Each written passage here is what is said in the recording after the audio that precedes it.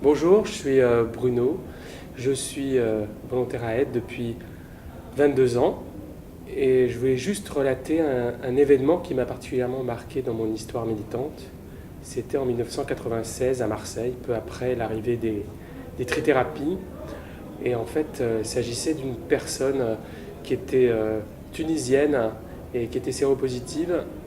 Et c'est son avocat qui nous a prévenus. C'est une personne qu'on allait expulser parce que c'était une personne qui était assignée à résidence et qui était sortie de son département. Une personne était séropositive, sous trithérapie, et on allait l'expulser, donc la condamner à mort.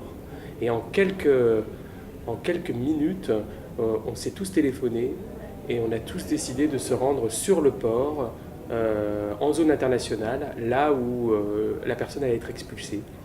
Et les dockers ont été solidaires avec nous, nous ont ouvert les portes du port, on a pu venir avec nos voitures, on s'est confronté aux forces de police en leur disant qu'ils n'avaient pas le droit de le faire, on s'est cramponné au bateau, aux amarres du bateau pour l'empêcher de partir.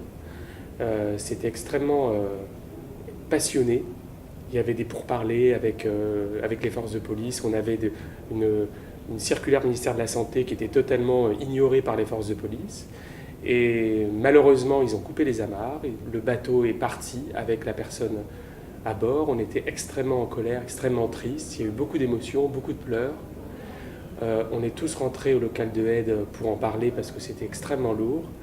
Mais dans les semaines qui ont suivi, il y a eu des députés à l'Assemblée nationale qui ont dit qu'il faut modifier la législation. Et petit à petit, la législation a évolué, permettant d'abord ce qu'on a appelé les lois Debré et ensuite la loi Chevènement, qui a permis aux personnes séropositives étrangères en situation irrégulière de pouvoir bénéficier des soins avec l'arrivée du coup plus tard de l'AME. Donc c'était un moment très fort, très chargé en émotions, et en même temps, on a compris que la mobilisation collective et l'émotion, la colère qui nous animait permettaient de changer les lois, et c'était extrêmement encourageant.